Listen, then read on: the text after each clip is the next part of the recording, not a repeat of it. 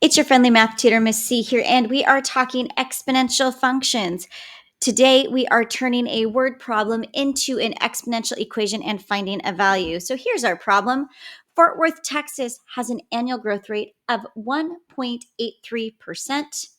If the population of Fort Worth is 978,468, what will be the population of Fort Worth in 5 years? So I'm going to go ahead and circle all the information that's important in this problem. So we're looking at an annual growth rate of 1.83%. That's really important. We're given the current population, or at least the population as of the last census, and then we're looking for the population in 5 years. So what I know is if I go back to our most basic exponential equation, we know it looks like this. Y equals a times b to the x, where a is our starting value, b is our base, or in this case, it's going to be our growth rate. And then we need to define x and y. So I'm going to say that x is the is years, number of years that have passed since we knew what the population was. And then y is going to be the population of Fort Worth. I'm just going to say FW after X years. Okay. Now, the starting value is very easy. That is the 978,468. The base of our fraction, or the base of our exponent, is a little more challenging because we're starting with 100% of the population. That's at 978,468. And to that 100%, we are growing 1.83%. So we can't write our base as a percentage. We have to write it as a decimal. So what I know is we start at 100%. If we turn that into a decimal, that's 1. Then to that, we are adding our growth rate, and we're adding because it's growth, the decimal version of 1.83%. So remember, percent means divided by 100 or out of 100. So if I divide 1.83 by 100, I get my decimal, which is 0.0183. That means my base is 1.0183. Okay, anytime we have growth, our base must be greater than 1. So that's always a good check.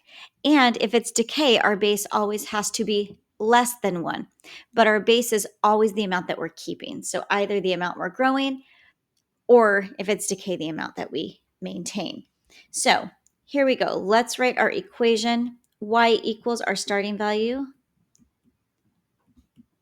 which is this number, times our base, which is what we just found, all raised to the power of x.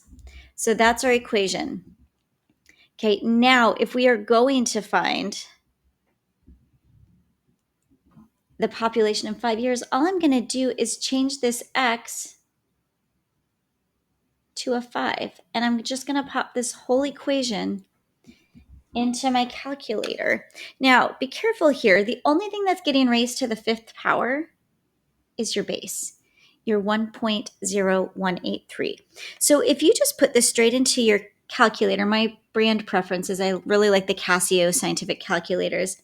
It will follow the order of operations for you. So you can just type in, what I'm typing in right now is 978,468 times, I'm putting a parenthesis, 1.0183, closing parenthesis, and then I'm using my exponent arrow and I'm typing 5. So the whole equation's in there except for the y equals.